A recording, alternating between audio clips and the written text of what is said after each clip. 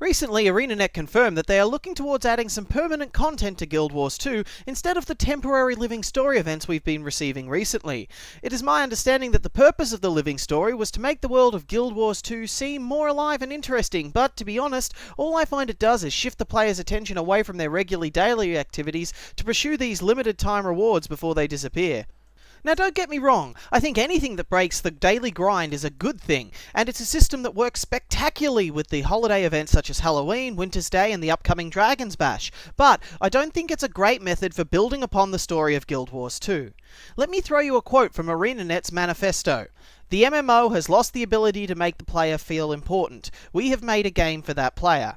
Call me cynical, but I don't believe the current way the living story is presented does that at all. To ArenaNet's defense, trying to make a single player feel important in an MMO is not an easy thing to do. One of the biggest hurdles to overcome is telling a story that more than one player is taking part in. How can one player feel special, or that their decisions are having an effect on the world around them, when there are so many other players participating in the same story?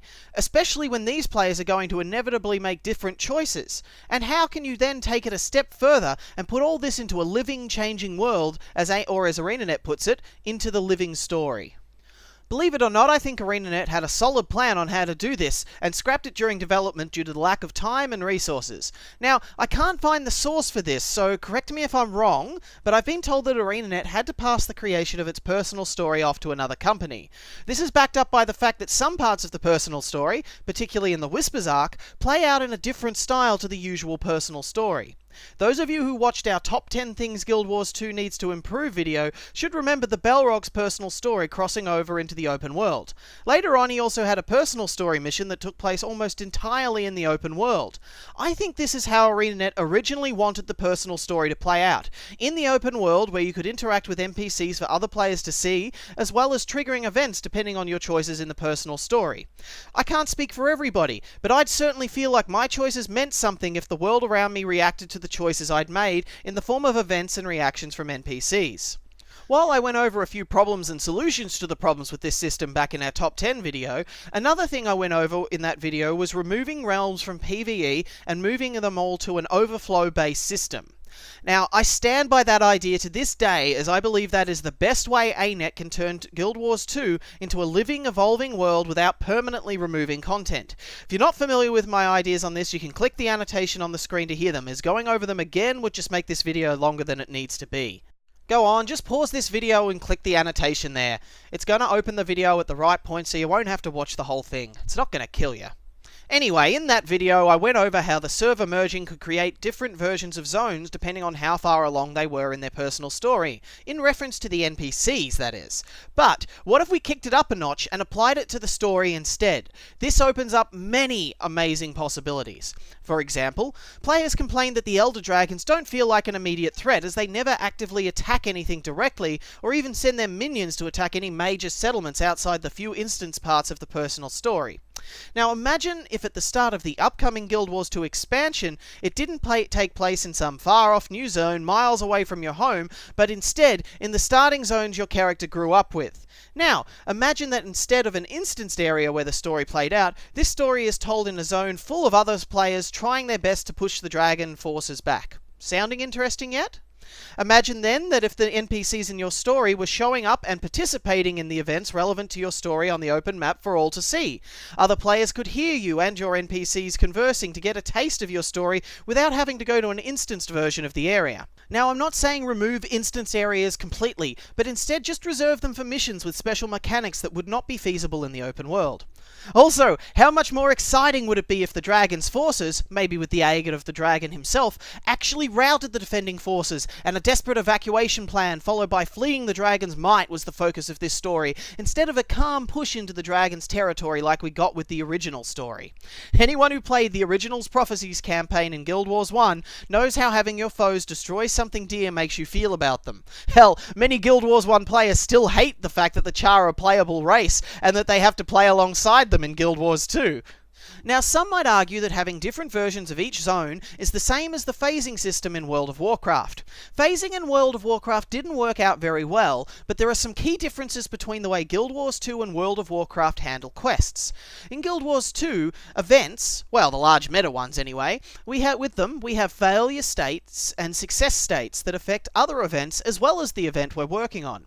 Because of this, players often replay the same events, whereas in World of Warcraft, any quests that are not specifically marked as dailies are a one-time only deal.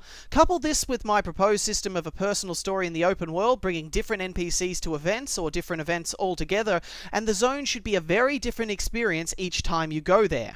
Speaking of dailies, to prevent the older versions of these zones from becoming total ghost zones, if merging the servers wasn't enough to keep them populated, ArenaNet could easily add dailies that can only be completed in past versions of the zone. Oh, I probably should have clarified that under the no PvE realm system I proposed in the top 10 things Guild Wars 2 would like to improve video, players would be able to choose the version of the zone they would like to go to, if they didn't mind breaking the immersion.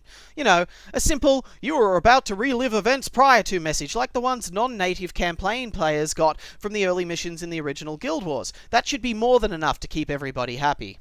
I'm sure many Guild Wars 2 players would be happy to go back to the Molten facility under this kind of a system.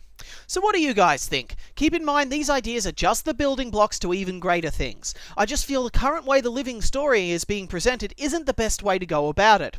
I feel ArenaNet won't be making any big living story events relevant to the Elder Dragons or anything really big actually, because why would you spend ages making and polishing content that is only going to be available for a limited time? By all means, if ArenaNet really want to push players into the living story when it's current, those limited time achievements with limited time rewards should be more than enough to entice people to play it while it's relevant. As always guys, please feel free to share your thoughts in comments below, but if you like this idea and would like to bring it to ArenaNet's attention, or if you have your own ideas to improve it, leave your comments on the official Guild Wars 2 forums where ArenaNet will see it. There's a link to the forums to a post on this video in the About section below. Balls that one right up. Anyway, thanks for watching guys, and I hope to see you next time.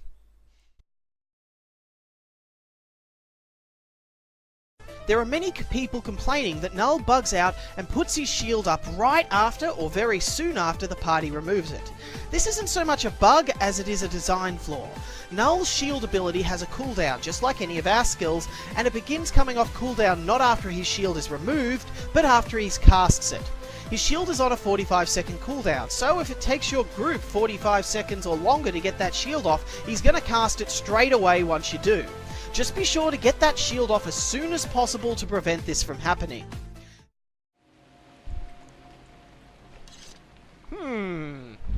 Actually, I did know about that. How did this happen?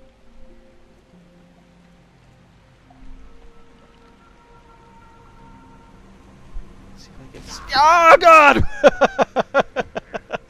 Okay, that doesn't work.